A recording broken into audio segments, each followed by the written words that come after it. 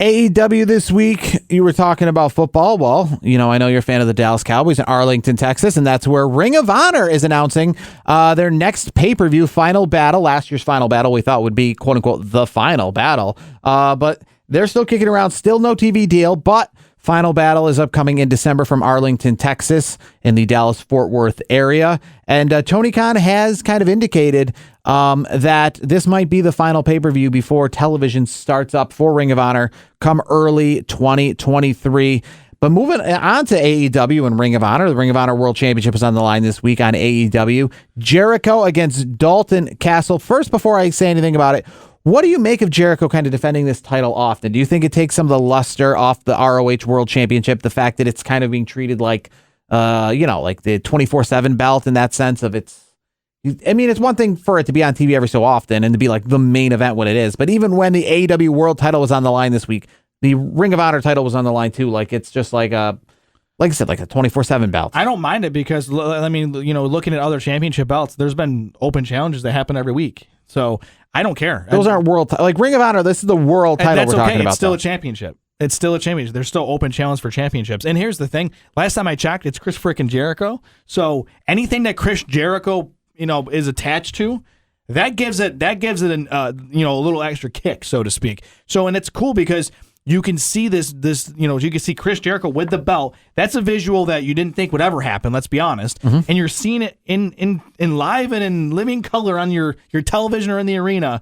And it's great because you're actually you could put these pieces together. And as Ring of Honor is trying to get the TV deal, as you said, that's something you want to have a part of it. And you also are showcasing talents like Dalton Castle, who may have not been known to many wrestling fans that maybe Dalton don't follow. Castle, we were talking about on Monday Night Raw, JBL talking about the indies. Dalton Castle he's made a living for a long time. He's made a living.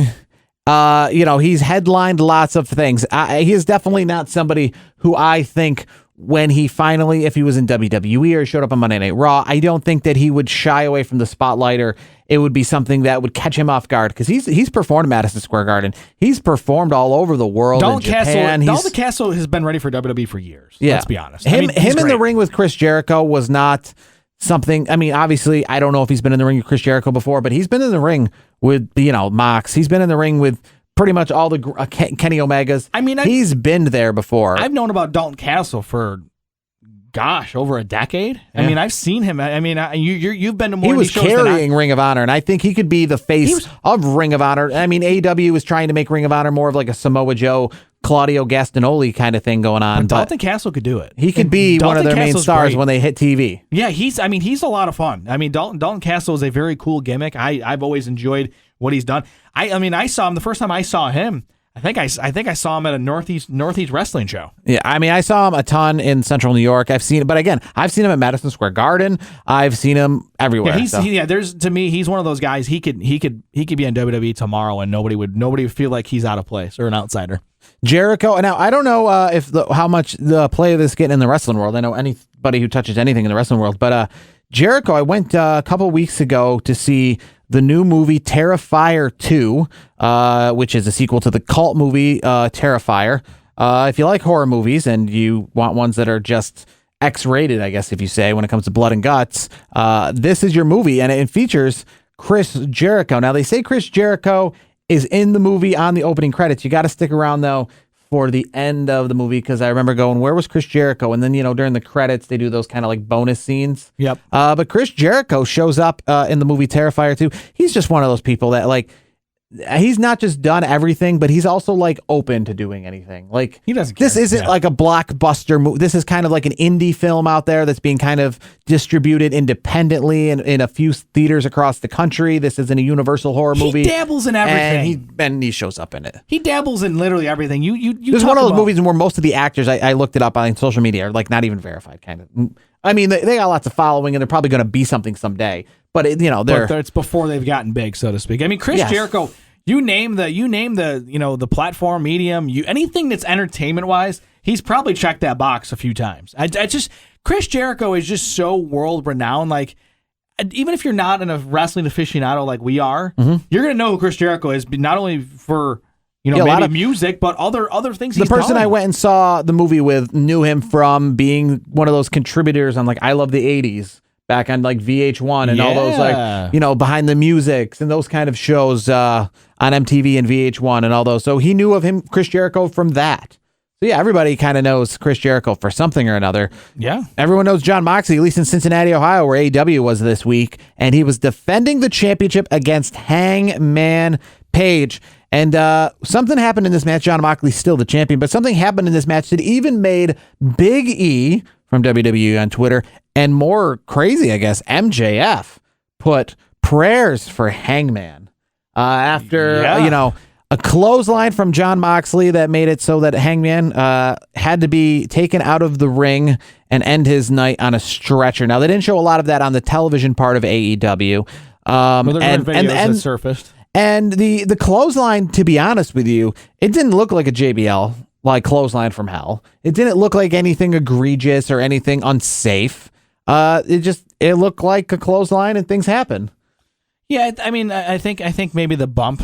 I think the bump that he took, after the clothesline, I think it's a combination of the clothesline and how he took the bump. But here's the thing. Like, for anyone that's blaming John Moxley for this, like, that's ridiculous. Like, you can't put that on John Moxley. It's one of those things, as an athlete, freak things happen. There was nothing intentional. It wasn't I don't think it was a botch either. It's just sometimes things just line up the wrong way. And thankfully, I did see before we started recording that he has put out something that he's thanks for the well wishes, and he did suffer a concussion. So, and just like every other sport, doesn't matter what sport it is, there's concussion protocols in AEW. So we don't know what that means for him. The most important thing is get your concussion, get your concussion under wraps, get yourself healthy. That's the most important thing. So get behind, get this concussion behind you. Take your time getting back. And we hope to see it down the line. I just don't want him to rush back. I mean, with the head injuries, it doesn't matter what sport you're a fan of. Head injuries, head and neck are very serious right now. It's even gotten into the world of auto racing with NASCAR. So it's a very big thing. So let's obviously send our well wishes to the Hangman. And by all accounts, let's hopefully the concussion, he'll get through it as soon as possible, and we'll see him back in the ring. Hopefully, sooner rather than later, but at the least bit, he's got a family to take, family that, needs him. So take your time getting back, man. We'll see you down the line. The big thing from AEW involving MJF, other than his tweet that made him seem kind of like a face for a few minutes, because MJF is definitely not anything like that, was his promo this week with William Regal. And it was, again, those two, especially MJF, that was what everybody's talking about. The promo that he had, with talking about William Regal being fired from WWE, stuff like that, recounting some of his early days where, he came, encountered with William Regal, and William Regal obviously having some scathing things to say about MJF. It's definitely worth checking out. And I think, MJF's promos a lot of times are what, end up being the takeaways from a lot of AEWs. Yeah, MJF is, to me, yes, John Moxley is the champion. If you want to put him as the face of it, I won't argue. That's fine. John Moxley does a hell of a job. But to me, I think the most attention AEW gets is because of MJF. MJF is pure money at this point, and everything MJF does, it's must-see TV. It doesn't matter if it's a promo. It doesn't matter if it's a match.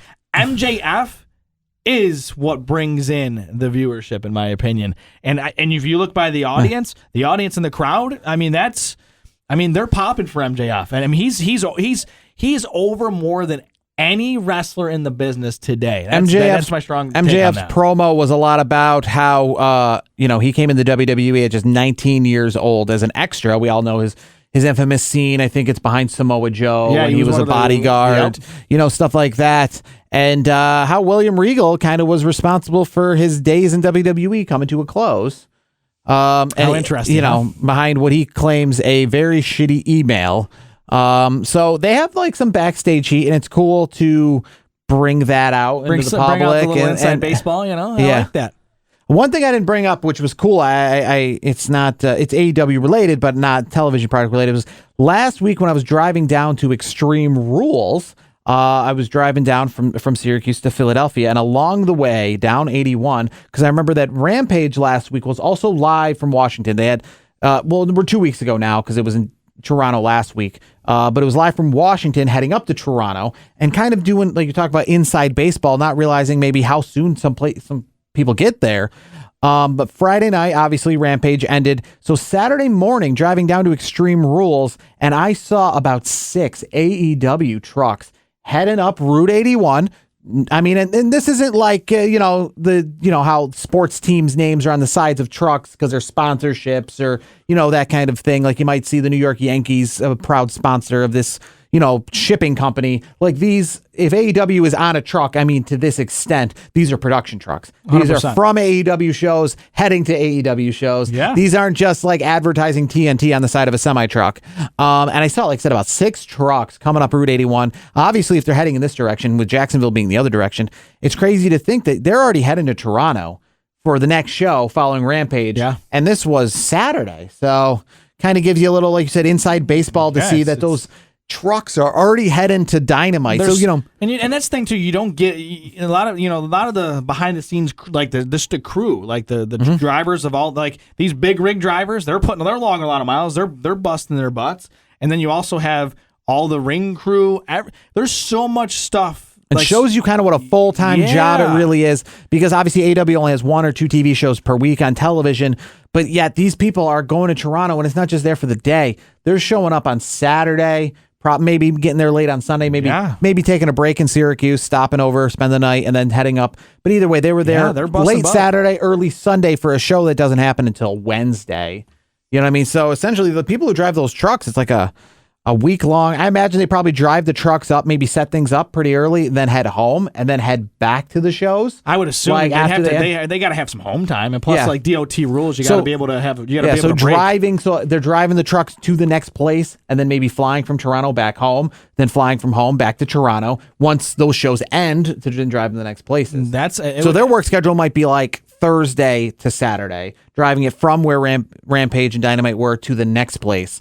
And then taking a couple days, and then once the show's about to air, you're back in town. I watched this whole thing about behind the scenes for concerts the other day, and they were talking about how the people who drive the trucks and the buses for the musicians don't watch the concert at all. They're sleeping during the concert so they can get the most drivable DOT time in there, so that they don't leave their hotel to go pick up the musician to head to the next city until he's off stage and ready to go. Yeah. So that way, then they get him, they're heading there. So meaning at 8, 9, 10 o'clock while Rob Zombie, Marilyn Manson, Slipknot, all these bands are on stage, their people who are driving them are sleeping at that time. Yeah, they're not enjoying the show. Yes. And then they are picking them up at 11 o'clock, and then they're doing the driving. It was pretty interesting to see, because a lot of them have to get hotels that let you be there during the daytime, because a lot of times they show up at 7 o'clock in the morning, and then they're not going to spend that next night there. They're only there because they're sleeping during the day hours. Yeah, so you got to get like special hotels ahead of time that let you kind of get day hours to book. It was interesting, and I imagine WWE and the people who set these stages up. It's a rock concert. Yeah, it's just the same. So that was just a cool thing that I noticed driving down to Extreme Rules, seeing all those AEW trucks, and yes, the CM Punk was still inside of one. But at the same time, I went down to Extreme Rules and saw Nia Jax is still on the side of a WWE truck. Yeah, these things haven't changed. Yes. I remember going to WrestleMania last year, and I posted it on our Twitter account. I saw a WWE truck, and I mean, they had a lot of people that were still, like, we're talking, but Kurt Angle was still on the side of the truck. Clearly, they don't update these vehicles with like different talent, I guess.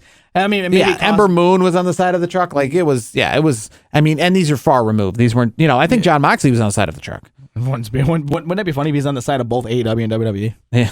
You never know. Well, people have shown up in multiple places at one time before. Yes, they have. So, that's going to do it for our wrap on AEW this week. I thought my question, I guess, will end here is AEW or NXT, which was the better show this week? Oh, I mean, it's a toss-up. I can't really give you a straight answer. I think they both have pluses and minuses, but I think the more eyeballs, because of the whole Hangman thing, I'll just go with Hangman and MJF. So I'll go AEW.